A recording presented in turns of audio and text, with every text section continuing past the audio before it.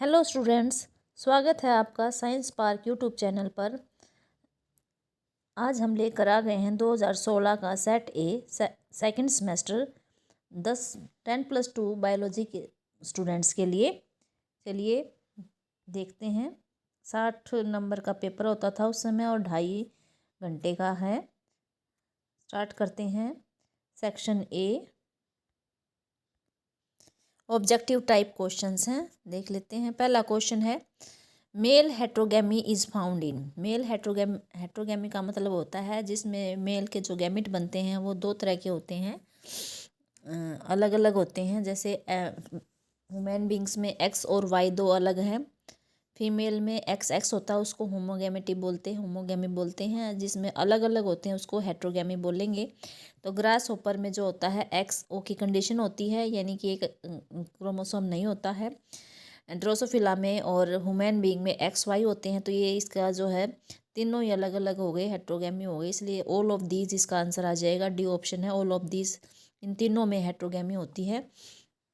How many codons code for amino acids. कितने codon हैं जो एमिनो एसिड के लिए कोड करते हैं? वो हैं 61, 61। बी ऑप्शन सही आंसर है। अगला क्वेश्चन देखिए, which of the following has worked in Malay archipelago. तो इसका जो आंसर है, किसने काम किया है उसमें? तो अल्फ्रेड वेलस है, उसने काम किया है इसमें। अगला क्वेश्चन है, at which temperature Miller conducted the experiment. किस टेम्परेचर पर मिलर ने एक्सपेरिमेंट किया था? तो 800 डिग्री टेम्परेचर है, तो B D option 800 degree Celsius इसका सही आंसर है। अगला क्वेश्चन है, मेलोडोगाइनी इनकोग्निशिया इज ए निमेटोड है ये, तो डी ऑप्शन इसका सही आंसर है। अगला क्वेश्चन है, which disease is caused by virus.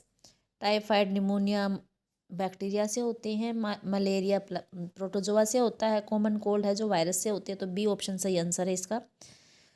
The curd is rich in vitamin B12 होता है इसमें, बी ऑप्शन इसका सही आंसर है। Name the disorders which is due to the addition of one sex chromosome. उस डिसऑर्डर का नाम बताना है जो एक सेक्स क्रोमोसोम के एडिशन से हो जाती है, तो उसका नाम है क्लिनफेल्टर सिंड्रोम। और कैरियोटॉप इसकी XXY है। वैसे तो XY होता है, लेकिन एक X और आ जाता है, तो इसलिए XXY हो जाता है। अगला क्वेश्चन है, name the fish which was caught from the South Africa in 1938 and was thought to be extinct. तो सिलाकैंथ इसका आंसर है। What is metastasis. मेटास्टेसिस क्या होता है? ये एक तरह का कैंसर होता है। It is the process by which cancer cells spread from their original location to other parts of the body. It is the property of malignant tumours. यानी मेटास्टेसिस एक तरह का कैंसर होता है। इसमें जो कैंसर है सेल हैं वो एक ओरिजिनल जगह से दूसरी जगह पर चली जाती हैं बॉडी की, और वहाँ भी कैंसर कर देती हैं। तो ये मैलिग्नेंट ट्यूमर की प्रॉपर्टी होती है। अगला क्वेश्चन है, which enzyme is use to break cell membrane of bacteria. तो लाइसोजाइम आ जाएगा इसका answer. In PCR thermostable DNA polymerase is isolated from bacteria. PCR में क्या होता है? एक थर्मोस्टेबल DNA पॉलीमरेज होता है, उसको कौन से बैक्टीरिया से आइसोलेट करते हैं? उस बैक्टीरिया का नाम बताना है।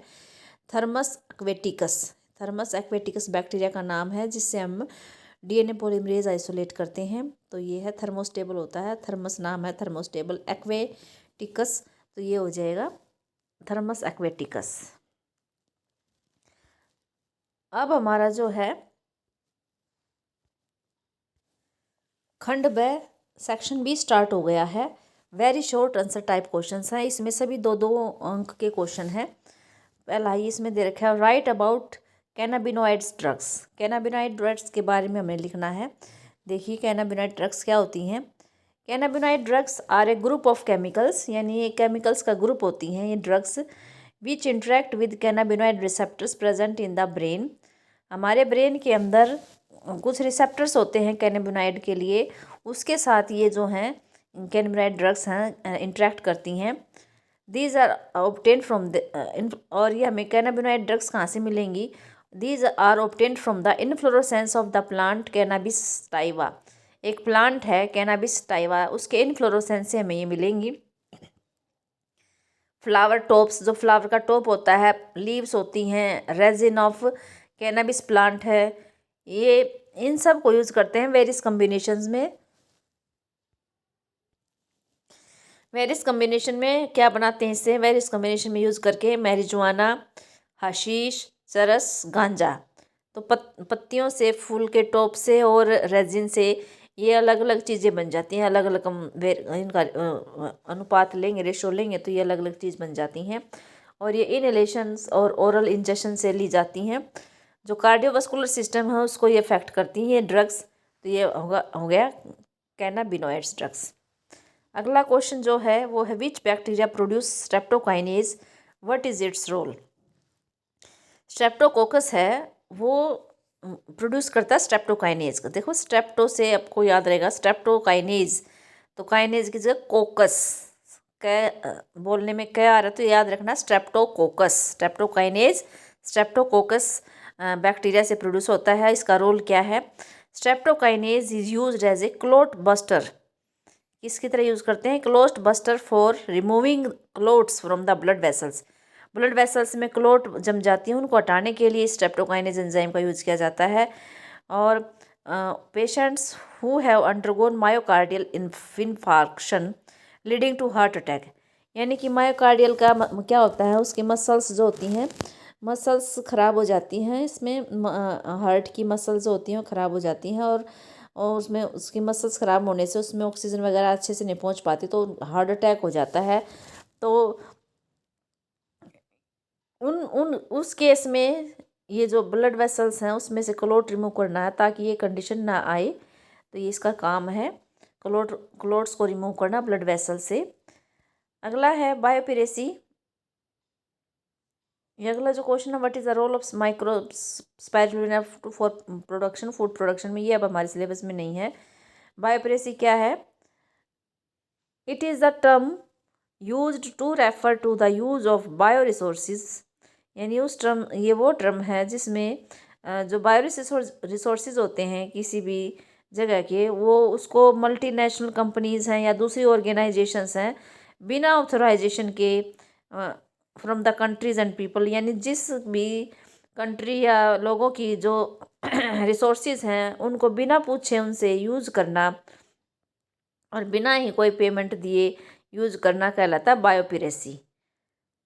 From the countries and people concerned without compensatory payment, उनसे उनसे अथॉरिटी भी नहीं लेना, उनको कंपनसेटरी पेमेंट भी नहीं देना, और उनके बायो रिसोर्सेज को वो मल्टीनेशनल कंपनी वगैरह यूज़ कर रही हैं, तो इस चीज़ को बोलते हैं बायोपिरेसी। अगला क्वेश्चन है discuss adaptive radiation with the help of an example. Adaptive radiation का जो है डिस्कस करना है।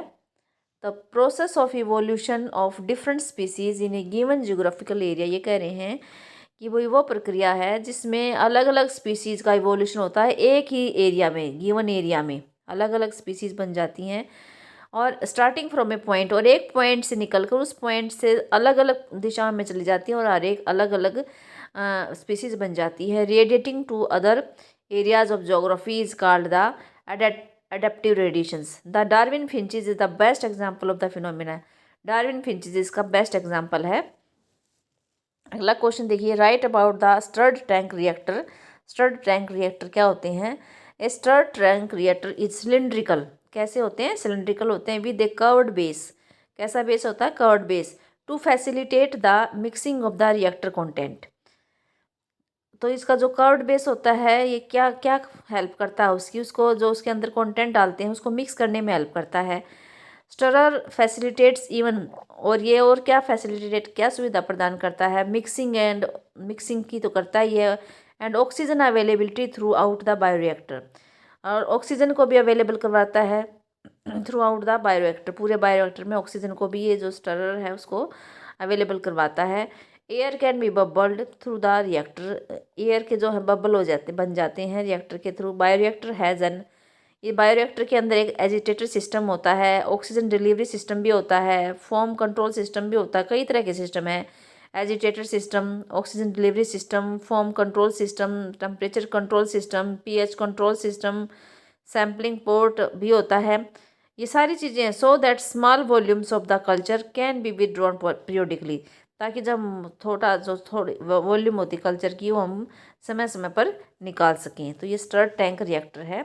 अगला क्वेश्चन है which are initiator. Initiator AUG code होता है और स्टॉप कोडन होते हैं UAA UAG UGA। जो इनिशिएटर कोडन है वो मिथियोनिन होता है और ये मिथियोनिन क्या करता है, इनिशिएशन में हेल्प करता है, ट्रांसक्रिप्शन की इनिशिएशन में हेल्प करता है, प्रोटीन बनने उसमें हेल्प करता है, प्रोटीन बनने में। और UAE है स्टॉप कोडोन है, टर्मिनेटर कोडोन है, ये प्रोटीन सिंथेसिस को रोक देते हैं। अगला है describe Turner syndrome. Turner syndrome क्या होता है? Turner syndrome it is caused due to the absence of one of the X chromosome that is 45 with XO। यानी कि एक X क्रोमोसोम नहीं होता तो उसके अंदर जो है 46 की जगह 45 क्रोमोसोम हो जाते हैं और जो सेक्स क्रोमोसोम है वो हो जाता है XO।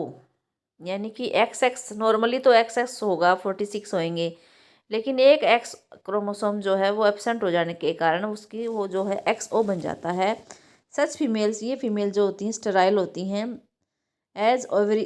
क्यों होती स्टेराइल? क्योंकि जो इनकी ओवरीज होती हैं वो रूडिमेंट्री होती हैं, besides other features including lack of other secondary sexual characters.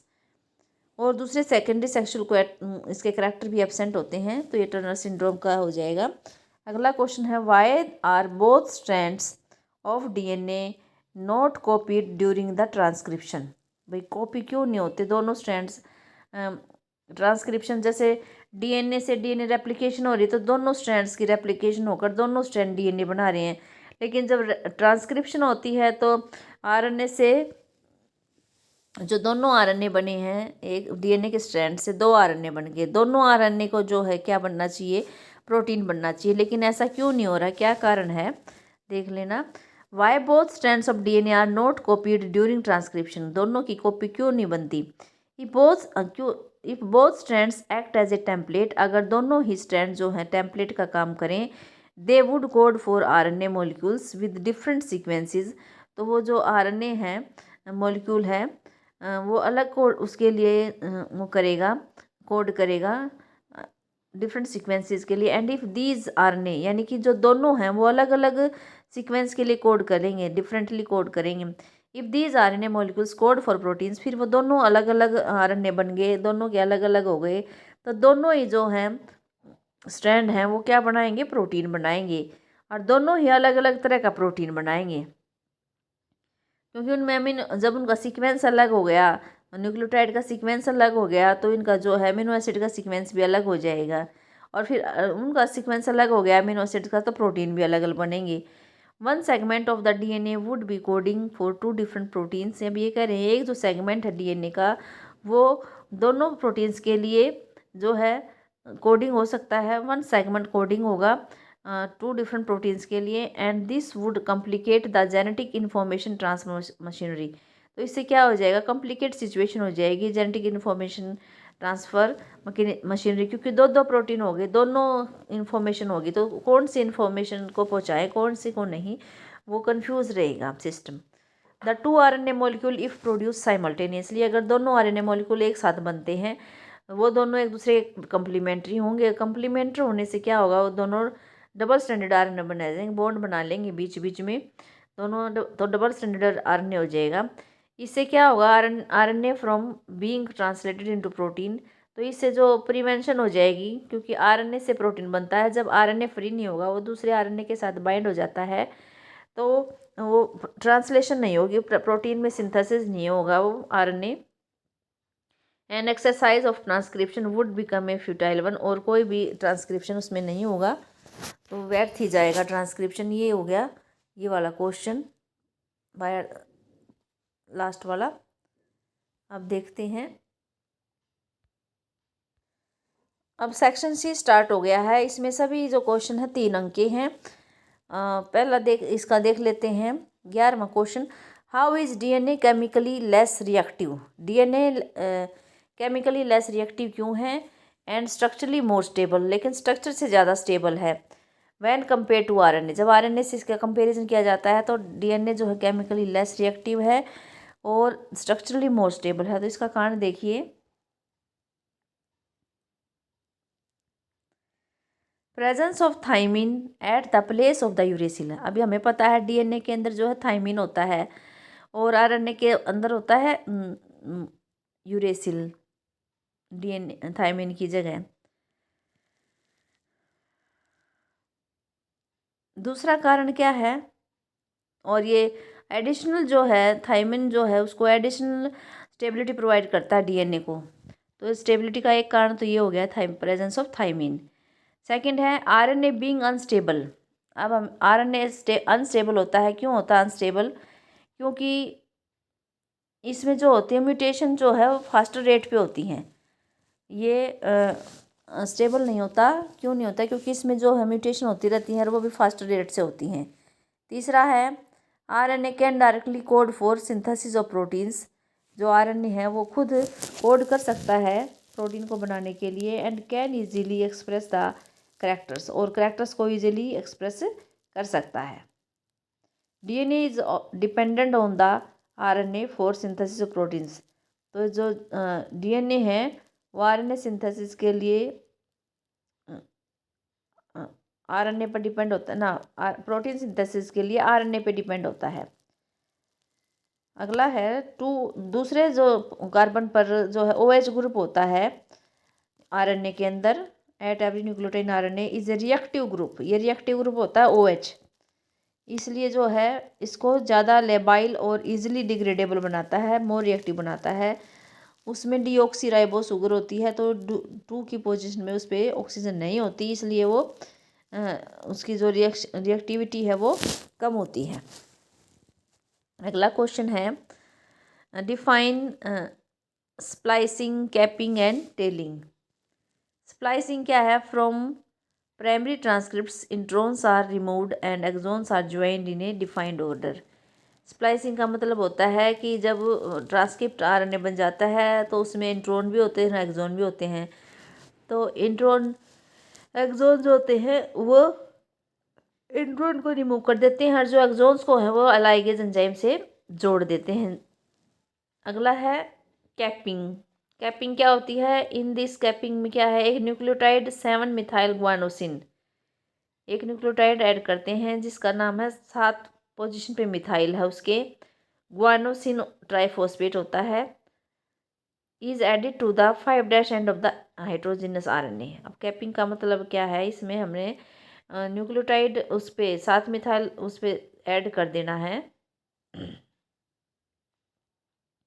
5' end of the HRNA के उस पर ये ऐड कर देना है। टेलिंग क्या है? Tailing adenylate residue. टेलिंग में एडिनाइलेट रेजिड्यू को ऐड करते हैं, 200 से 300 बेस पेयर्स करते हैं, are added at 3' end in the template independent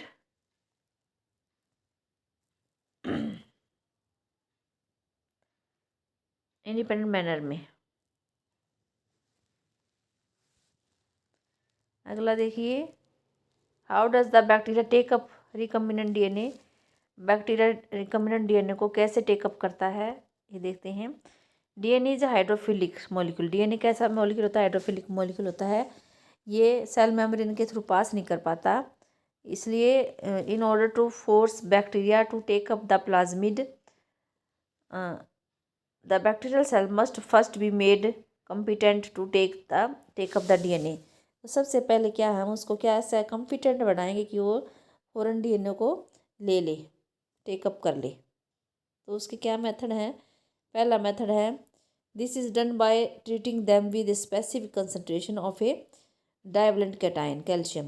पहला काम है कि हमें उस धातु को किससे ट्रीट करवाना है, स्पेसिफिक माइक्रो ऑर्गेनिज्म है ऑफ द डाइवलेंट कैटाइन कैल्शियम की प्रेजेंस में, विच increases the efficiency with which DNA enters the bacterium through pores in its cell wall. Recombinant DNA can then be forced into the such cells by incubating the cells with recombinant DNA on ice. पहले तो हमने उसको divalent cation जो हैं calcium के साथ उसको किया भाई, ट्रीट किया। फिर उसकी एफिशिएंसी बढ़ जाती है, जिससे डीएनए जो बैक्टीरियम सेल के अंदर एंटर कर जाता है, जो पोर्स बने हैं उसके थ्रू एंटर कर जाता है। recombinant DNA can then be forced into such cells by incubating the cells with recombinant DNA on ice followed, यानी कि हमने पहले आइस पे रखा, फिर इसको हीट शॉक मेथड दिया। हीट शॉक मेथड में क्या हुआ, 42 डिग्री सेल्सियस पर हमने उसको हीट किया and then putting them back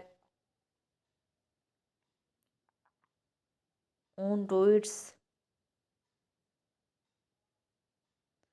उसको दोबारा से मतलब गर्म करने के बाद उसको दोबारा से ठंडे आइस पे रखना है। इससे क्या होगा, बैक्टीरिया जो है वो रिकम्बिनेंट डीएनए को टेकअप कर लेगा। इस तरह से ये हो जाएगा।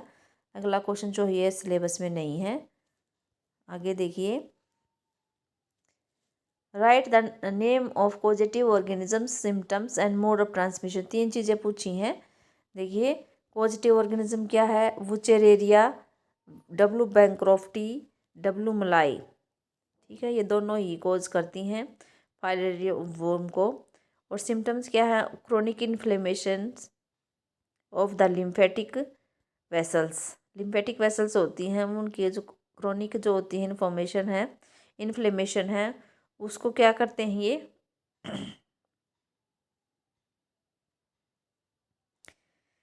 अफेक्ट करते हैं। Of the lower limb genital organs also affected, उनका लोअर लिम्ब भी हो जाता है affected, resulting in gross deformities. और जो है फिर क्या उसका परिणाम रहता है, ग्रोस डिफॉर्मिटीज आ जाती है इसके अंदर।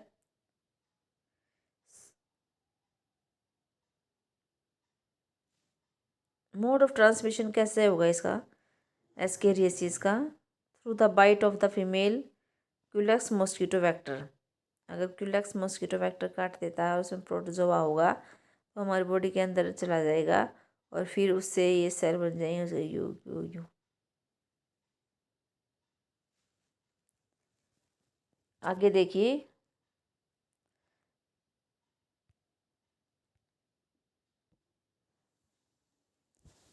सेक्शन डी स्टार्ट हो गया है। लॉन्ग आंसर टाइप क्वेश्चंस हैं इसमें, 5-5 नंबर वाले हैं। 3 क्वेश्चन हैं, तीनों में इंटरनल चॉइस है। तो पहला जो क्वेश्चन है वो है what is DNA fingerprinting, discuss it's applications. DNA fingerprinting क्या होती है, इसके बारे में इसकी एप्लीकेशंस बतानी है। DNA fingerprinting involves identifying differences in repetitive DNA. हमारे जो नोम में बहुत सारा जो है डीएनए रिपीटेटिव होता है, बार बार रिपीट होता है। तो ये डीएनए फिंगरप्रिंटिंग क्या करती है, उसमें जो है डिफरेंस आइडेंटिफाई कर लेती है। Because in these sequences a small stretch of DNA is repeated many times, बहुत बार रिपीट होता है ये। These sequences show high degree of polymorphism. Polymorphism का मतलब होता है mutation at variation at genetic level. जो म्यूटेशन के कारण आती है वो इकट्ठी होती चली जाती है पेरेंट्स से नेक्स्ट जनरेशन में और नेक्स्ट जनरेशन से नेक्स्ट जनरेशन में, तो ये पॉलीमॉर्फिज्म कहलाता है।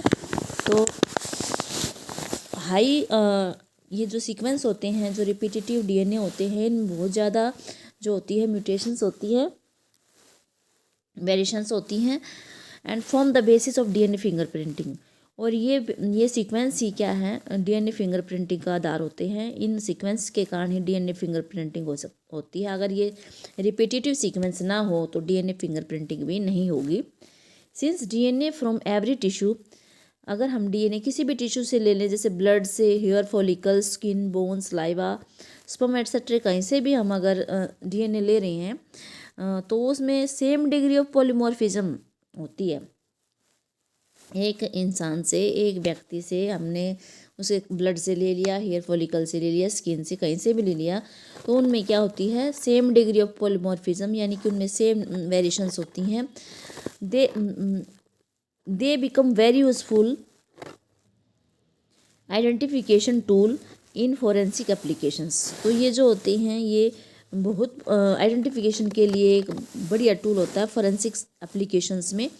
As the polymorphisms are inheritable from parents to children, DNA fingerprinting is the basis of paternity testing in case of disputes. ये देखिए इसके एप्लीकेशंस है, फोरेंसिक एप्लीकेशन में हम डीएनए फिंगरप्रिंटिंग का इस्तेमाल करते हैं। दूसरा करते हैं पैटर्निटी टेस्टिंग में। अगला देखते हैं। अब ये टेक्निक किसने डेवलप की थी? Technique of DNA fingerprinting was initially developed by Alec Jeffrey. उसने क्या किया था? उसने सैटेलाइट डीएनए यूज़ किया था एज ए प्रोब की तरह। That shows very high degree of polymorphism. तो सैटेलाइट डीएनए में भी बहुत ज़्यादा मात्रा में जो है पॉलीमॉर्फिज्म होता है, बहुत ज़्यादा वेरिएशंस होती हैं इसमें जीन लेवल पे। और उस पॉलीमॉर्फिज्म उसको बोला था variable number of tandem repeats. Variable मतलब बहुत ज़्यादा मात्रा में जो हैं टेंडम रिपीट्स होती हैं, VNTR स्मॉल फॉर्म है इसकी। Technique involve southern blot hybridization. इसमें साउथर्न ब्लॉट हाइब्रिडाइजेशन और using radio labelled VNTR as a probe, यानी VNTR को रेडियो लेबल्ड कर लेते हैं, उसको प्रोब की तरह यूज़ करते हैं। इसमें क्या होता है? सबसे पहले हम डीएनए को आइसोलेट करेंगे, फिर उसका जो है रेस्ट्रिक्शन एंडोन्यूक्लियस एंजाइम से उसके डाइजेशन करेंगे, यानी उसके फ्रेगमेंट बनाएंगे। फिर फ्रेगमेंट्स का सेपरेशन करेंगे जेल इलेक्ट्रोफोरेसिस से। फिर उसको ट्रांसफ़र करेंगे, जो हमने जेल इलेक्ट्रोफोरेसिस से डीएनए को सेपरेट कर लिया है उसको ट्रांसफ़र करेंगे हम सिंथेटिक मेम्ब्रेन में। सिंथेटिक मेम्ब्रेन हम नाइट्रोसेलुलोज भी ले सकते हैं, नाइलॉन भी ले सकते हैं। फिर हाइब्रिडाइजेशन करेंगे, हमने उस मेम्ब्रेन पे उसको डाल दिया है, डीएनए सेगमेंट्स को सेपरेट कर लिया है, उसके हम हाइब्रिडाइजेशन करवाएंगे लेबल्ड VNTR प्रोब की, जो हमने यूज़ की है as a probe. Radio labelled बोल देंगे, using radio labelled VNTR probe. उसके उस डीएनए सेगमेंट्स के साथ जो है उसकी हाइब्रिडाइजेशन करवा देंगे। फिर उसको डिटेक्ट करेंगे, हाइब्रिडाइज डीएनए फ्रेगमेंट्स की हम डिटेक्शन करेंगे बाय ऑटो रेडियोग्राफी से उसकी हम डिटेक्शन करेंगे। The VNTR belongs to a class of satellite DNA. जैसे अभी हमने कहा कि सैटेलाइट डीएनए जो होता है उसमें बहुत से वेरियल नंबर टेंडम रिपीट्स होते हैं, वो उसको हम बोल देते हैं mini satellite. Small DNA sequence is arranged tandemly in many copy numbers. ये बहुत ज़्यादा संख्या में होते हैं, कॉपी होती है इसकी। कॉपी नंबर वेरी कर सकती हैं, एक क्रोमोसोम में कुछ हों, अगले में कुछ हों in an individual. Number of repeat show very high degree of polymorphisms. As a result the size of VNTR varies. तो उसका साइज भी वेरी करेगा from 0.1 to 20 KB। Consequently, after hybridization with VNTR probe, the autoradiogram gives many and और different size के, बहुत सारे size के जो हैं बैंड्स मिल जाएंगे इसमें। हाइब्रिडाइजेशन के बाद ऑटोरेडियोग्राम में अलग अलग साइज़ के these bands give a characteristics pattern for an individual. और ये हर एक इंडिविजुअल के लिए अलग अलग पैटर्न्स होता है। जो इंडिविजुअल डीएनए होता है उसका हर एक का जो है अलग अलग पैटर्न होता है। It differs from individual to individual in a population except in the case of monozygotic identical twins. जो ये जो पैटर्न बनेगा वो जो है सिर्फ मोनोजाइगोटिक ट्विंस में ही सेम होगा, नहीं हर एक इंडिविजुअल्स में ये अलग अलग होता है। इसी कारण से इनकी पहचान हो पाती है। देखिए कैसे करते हैं। ये देखिए दो इंडिविजुअल के हमने डीएनए ले लिए हैं, एक इंडिविजुअल ए एक इंडिविजुअल बी। अब देखिए क्रोमोसोम नंबर 7 इंडिविजुअल ए में देखिए कितनी टेंडम रिपीट्स हैं। पेरेंट वाले में तो 3 टेंडम रिपीट्स हैं, मैटरनल में है 4। देखिए हमें पता चल गया ना कि ये अलग अलग है। दूसरा इंडिविजुअल जो बी है उसमें देखिए कितनी ज़्यादा रैंडम रिपीट्स दे रखी हैं, तो हमें क्रोमोसोम से पता चल गया ये इंडिविजुअल अलग है, ये सेम इंडिविजुअल नहीं है। दूसरा क्रोमोसोम देखिए, दूसरे की टेंडम रिपीट्स जो हैं उसमें 3 6 7 ये जो क्रोमोसोम नंबर 2 है ये सिमिलर दिखाई दे रहा है, लेकिन क्रोमोसोम नंबर 7 दोनों का अलग है।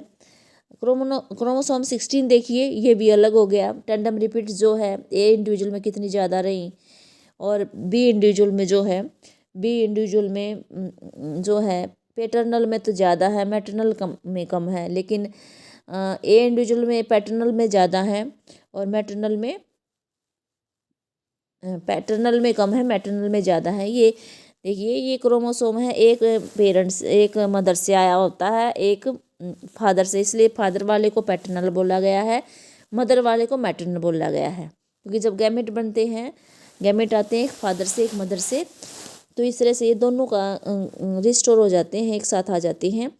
तो ये इस तरह से देखिए, सिर्फ क्रोमोसोम नंबर 2 जो है वो एक दोनों का एक जैसा दिख रहा है, लेकिन जो क्रोमोसोम नंबर 7 है, क्रोमोसोम नंबर 16 है, ये देखने से ही पता चल रहा है कि टैंडम रिपीट्स किस में ज़्यादा हैं। आप देखिए, ये 2 इंडिविजुअल्स का हमने ऐसे डीएनए फिंगरप्रिंटिंग कर ली है। फिर एक हमने क्या किया, क्राइम सीन से भी डीएनए ले लिया है। क्राइम सीन्स पे भी ऐसे हमने chromosome number 7, chromosome number 2, chromosome number 16 को जैसे ऊपर इंडिविजुअल्स के लिया था 7, 2, 16 क्रोमोसोम दिए। फिर उसका देखिए ऐसे एम्पलीफाइड रिपीट्स बनाए, separated by size on gel electrophoresis पे जैसे करते हैं डीएनए फिंगरप्रिंट्स पे। देखिए ए, बी, सी और सी दिखा रखा है, ए और बी। अब ये देखिए, जो हमने क्राइम सीन से लिया है सी का, वो किस से मैच कर रहा है, वो देखो बी वाले से कर रहा है, इंडिविजुअल बी के डीएनए से मैच कर रहा है। ऐसा ही बैंड सी बी का है, ऐसा ही सी का है। 10वें पे है, फिर 8वें पे है, सेम है, फिर जो 7वें है वो सेम है, छठा है वो सेम है, इसी तरह नीचे वाला ये देखो ये सेम हो गया। तो हमें इसे ऐसे पहचान सकते हैं कि जो क्राइम सीन पे है वो सी इंडिविजुअल जो लिया है जिसका, वो बी इंडिविजुअल था। इन दोनों का बी और सी सेम है, यानी कि बी वाला जो है क्रिमिनल है। इससे ऐसे पता चल जाता है, उसके किसी भी डीएनए से हम ऐसे पता लगा सकते हैं। ये number of short tandem repeats बता रखी हैं, ये जो दिखा रखी हैं, इतनी इसमें 10 हैं, इसमें 11 हैं, इसमें इतनी है। स्कीमेटिक रिप्रेजेंटेशन दिखा रखी है डीएनए फिंगरप्रिंटिंग की। Few representative chromosomes have been, ये जैसे 7, 2, ये 16, इनका हमने डिफरेंट कॉपी नंबर दिखा दिया VNTR का। For the sake of the understanding different colour schemes have been use to trace the origin of each band in the gel. The two alleles, paternal and maternal, of a chromosome contains different copy numbers of NTR. It is clear that the bending pattern of DNA from crime scene matches with individual B and not with A. तो हमें पता चल जाएगा individual B is criminal. इसकी जो applications हैं DNA fingerprinting की, जैसे कि फॉरेंसिक साइंस में तो है ही इसका, और इसका टेस्टिंग जो है डीएनए टेस्ट करने के लिए भी करते हैं पेरेंटिंग का। It has much application such as in determining population and genetic diversities, क्या क्या जीन में क्या क्या डाइवर्सिटी है उससे इससे पता चल सकता है। Currently many different probes are use to generate DNA fingerprints. बहुत सी प्रोब बना चुके हैं जो डीएनए फिंगरप्रिंटिंग में हेल्प करती हैं। तो बहुत सारी जो डिसऑर्डर्स हैं वो सब कुछ है, इससे पता चल जाएगा कि कौन सा क्रोमोसोम में कितने टैंडम रिपीट्स है। डीएनए फिंगरप्रिंटिंग बहुत ही यूज़फुल है। अगला क्वेश्चन है law of independent assortment. Law of independent assortment जो है मेंडल ने डाईहाइब्रिड क्रॉस किया था। डाईहाइब्रिड क्रॉस क्या होता है, इसमें 2 कैरेक्टर लिए थे उन्होंने। कौन कौन से लिए थे, इसमें उनकी जो फिनोटाइप आई थी वो round yellow, wrinkled yellow, round green and wrinkled green है। ये 9:3:3:1 की रेशो में आ गई थी। ये जो रेशो है ये किसका कम्बिनेशन है, किसके कम्बिनेशन से बना है, 3 yellow is to 1 green with 3 round is to 1 wrinkled से बना है। This derivation can be written as follows. Round wrinkled 3:1 हो गए, yellow green 3:1 is equal to 9 round yellow ratio 3 wrinkled yellow ratio 3 round green ratio 1 wrinkled green. ये हो जाएगा इसका। Based upon such observation on the hybrid crosses between the plants differing 2 traits, Mendel proposed a second set of the generalization that we call Mendel's law of independent assortment. The law states that when two pairs of traits are combined in a hybrid, जब ये combined हो जाते हैं दो trait hybrid के अंदर, फिर वो segregate हो जाता है, उनका one pair of character is independent of the other pair of characters. तो जो करेक्टर सेग्रीगेट हो रहा है वो एक दूसरे के इंडिपेंडेंट होते हैं, डिपेंड नहीं करते, वो इंडिपेंडेंटली सेग्रीगेट हो जाते हैं. तो ये लॉ ऑफ इंडिपेंडेंट असॉर्टमेंट है. इसको हम ऐसे भी समझा सकते हैं. देखिए जो हमारे पेरेंट्स हैं, पेरेंट की जनरेशन है, वो राउंड येलो और रिंकल्ड ग्रीन ले ली हमने. राउंड येलो डोमिनेंट करेक्ट होता है, दोनों कैपिटल लेटर में आर आर वाई वे कर लिया. ये रिंकल्ड ग्रीन जो रिसेसिव करेक्टर है, स्मॉल आर स्मॉल वाई हो गया. इसके गैमेट बन गए double R Y, capital R Y, और ये स्मॉल आर वाई हो गया. फिर इसका F1 जनरेशन हुई, राउंड येलो बन गया, capital R small R capital Y small Y. इनकी सेल्फिंग की तो देखिए पनट स्क्वायर से समझाया गया है. ये गैमेट बनाने के बाद इसमें capital R Y small R capital Y, capital R small Y small R small Y. इसी तरह सेम गैमेट इस तरफ है, क्योंकि दोनों पेरेंट्स सेम है तो गैमेट भी दोनों के सेम है. Capital R capital Y small R capital Y, capital R small Y small R small Y. फिर इनकी हमने ये जो है फर्टिलाइजेशन हो गई. तो देखिए 9 येलो आ गए हैं, राउंड येलो. जो कैपिटल आर और कैपिटल वाई है वो राउंड येलो वाले हैं. और फिर 3 इसमें राउंड ग्रीन हो गए, दिखा रखे हैं इसमें 3 राउंड ग्रीन नीचे आके देखो. फिर 3 रिंकल्ड येलो हो गए, पीले पीले रिंकल्ड से दिखा रखे हैं. फिर 1 रिंकल्ड ग्रीन हो गया. तो इस तरह से आप इसको दिखा सकते हैं. ये डाई हाइब्रिड क्रॉस है, जहाँ 2 अलग अलग पेरेंट्स हैं इन 2 pairs of contrasting traits, seed colour and seed shapes का दिखाया गया है. तो ये इससे पता चलता है कि ये अलग अलग जो हैं इनके कम्बिनेशन मिले हैं. तो इस नए कम्बिनेशन तभी बनते हैं जब वो जो करैक्टर होते हैं वो इंडिपेंडेंटली असॉर्ट होते हैं. तो इस तरह से ये वेरिएशंस आ जाती हैं इसमें. तो इंडिपेंडेंट असॉर्टमेंट भी वेरिएशन का कारण बनता है. आगे देखिए अगला क्वेश्चन देखिए, describe Hardy Weinberg principle. Hardy Weinberg principle और दूसरा इसका इंटरनल चॉइस में एंटीबायोटिक रेजिस्टेंस वाला है, ये देख लेते हैं. हार्डी-विनबर्ग प्रिंसिपल क्या है? In a given population frequency of occurrence of alleles और genes can be finding out. मतलब इससे प्रिंसिपल से किसी भी पॉपुलेशन में हम कोई भी जीन या एलील कितना फ्रीक्वेंटली अक्कर करता है, पाया जाता है, उसको पता लगा सकते हैं. दीज फ्रीक्वेंसीज रिमेन फिक्स्ड, ये फ्रीक्वेंसी फिक्स रहती हैं. And even remain the same through generation, और एक जनरेशन से जो अगर अगली जनरेशन में देखें तो ये फिक्स रहेंगी, इसमें कांस्टेंट रहती है, कोई चेंज नहीं होता. This fact was represented by Hardy Weinberg principle using algebraic equation. तो इस फैक्ट को हार्डी-विनबर्ग ने एक अलजेब्रिक इक्वेशन से समझाया है. क्या प्रिंसिपल हार्डी-विनबर्ग का? कि that allele frequency in a population are stable and constant from generation to generation. यानी allele frequency, gene frequency stable रहती हैं, कांस्टेंट रहती हैं जनरेशन टू. आप कितनी जनरेशन के बाद देखेंगे तो वही इतनी जीन फ्रीक्वेंसी मिलेगी, वही एलील की फ्रीक्वेंसी मिलेगी. The gene pool remain constant. तो इसका मतलब जीन पूल कांस्टेंट रहना चाहिए.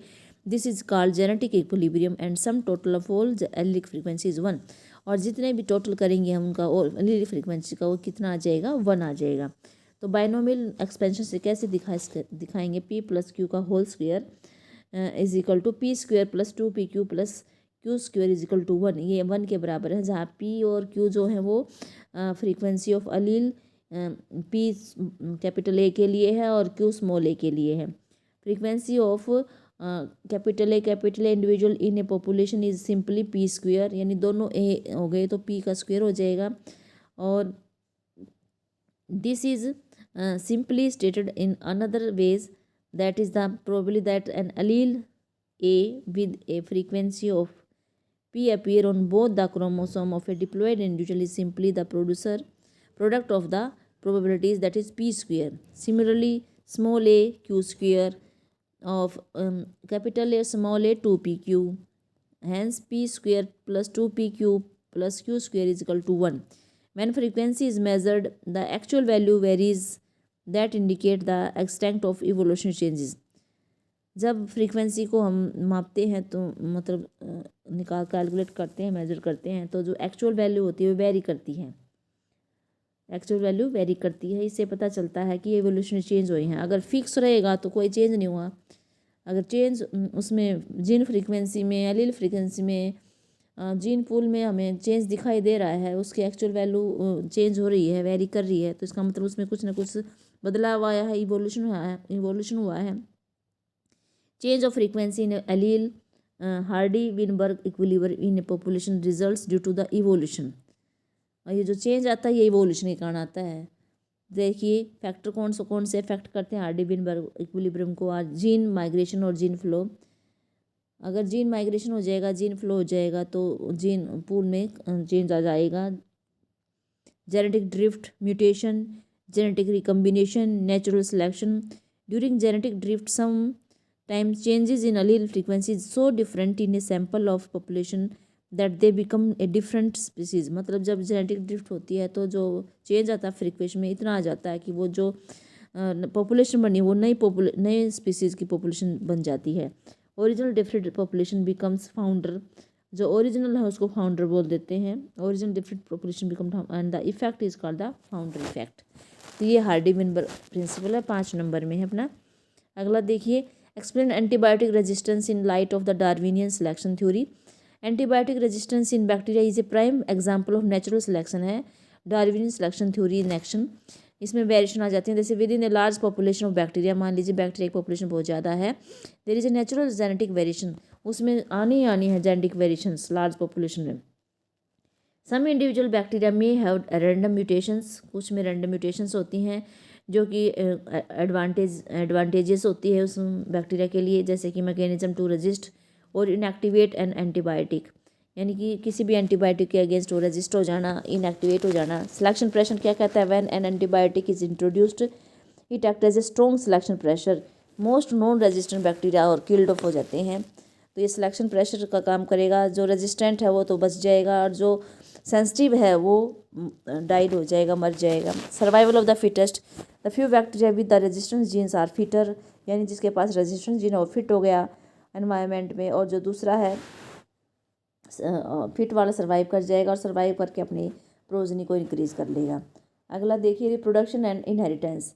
दी सर्वाइविंग, अब जो सर्वाइव कर गए हैं, जो फिट थे, रेजिस्टेंट थे बैक्टीरिया, वो रिप्रोड्यूस कर गए, passing their resistance genes to their offsprings, उस जीन को उसने अपने ऑफस्प्रिंग में पास कर दिया। इससे क्या हुआ, न्यू लार्जर पॉपुलेशन बन गई, that is predominantly resistant to the antibiotic, यानी अब जो नई पॉपुलेशन बनी है उसमें वो जीन आ गया है, यानी कि सभी के सभी जो रेजिस्टेंट हो गए हैं उस एंटीबायोटिक के।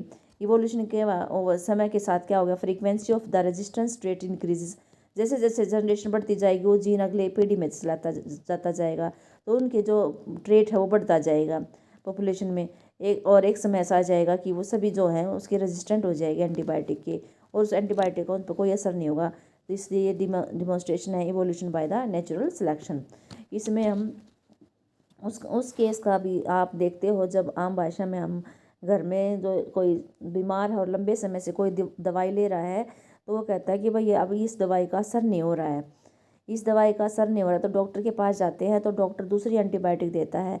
तो वो इसी प्रिंसिपल पे काम करता है कि हम एक दवाई समय से ले रहे हैं, वो एंटीबायोटिक खा रहे हैं हम, और जो हमारे अंदर जो बैक्टीरिया थे जिसके कारण हम बीमार हुए थे, वो बैक्टीरिया उस एंटीबायोटिक के रेजिस्टेंट हो गया है। शुरू में तो एक आधा बैक्टीरिया होगा, लेकिन जब वो सर्वाइव कर गया, फिट था, सर्वाइव करके उसने अपनी जो है पॉपुलेशन बढ़ा ली, इंक्रीज़ कर ली, और उसमें वो एंटीबायोटिक रेजिस्टेंस का जीन आता चला गया। इस समय ऐसा आ गया कि वो जो बैक्टीरिया उसके रेजिस्टेंट हो गया और उस दवाई का उस पर कोई असर नहीं हो रहा।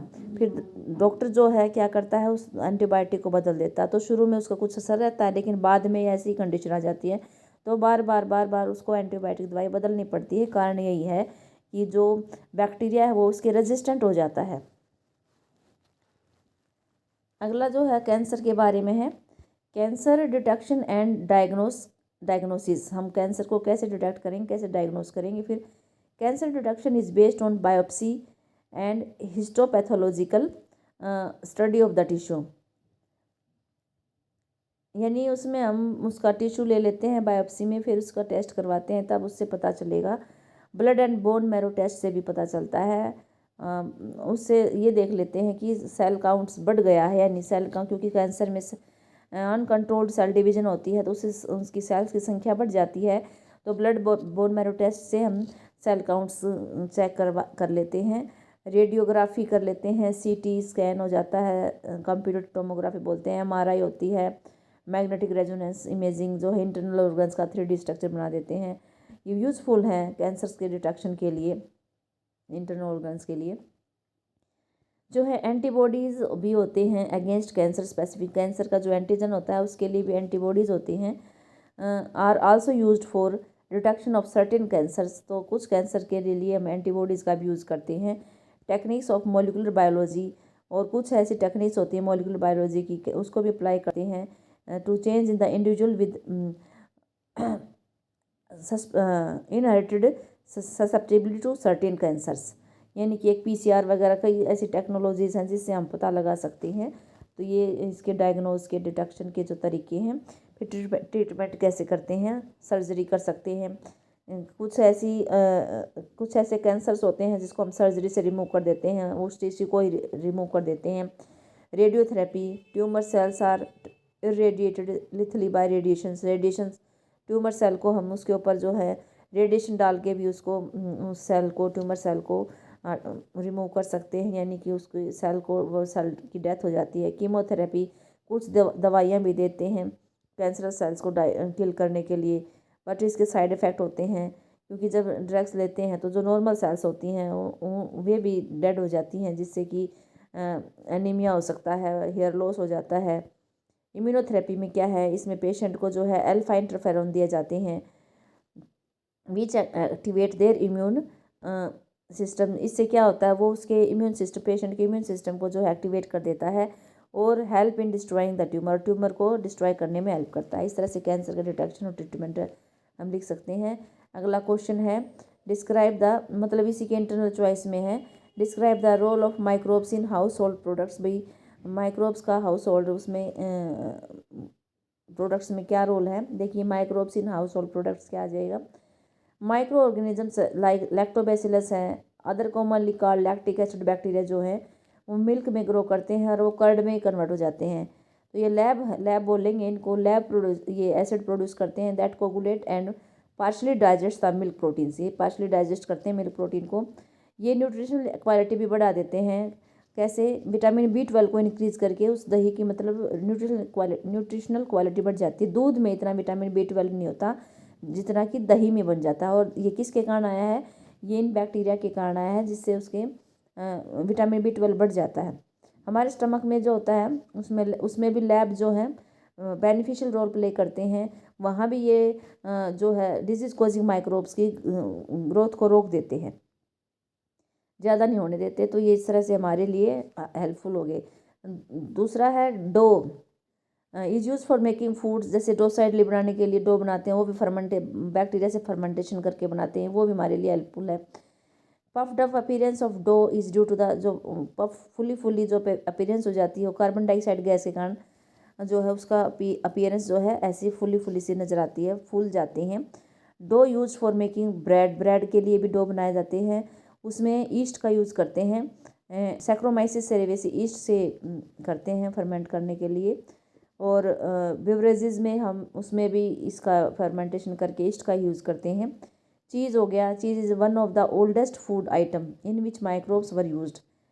चीज़ पुराने समय से इसका इस्तेमाल करते रहे, इसमें इसका लार्ज होल होते हैं, इसके अंदर स्विस चीज़ बोलते हैं, वो किसके कारण होते हैं, उसमें भी बहुत ज़्यादा CO2 बन जाती है।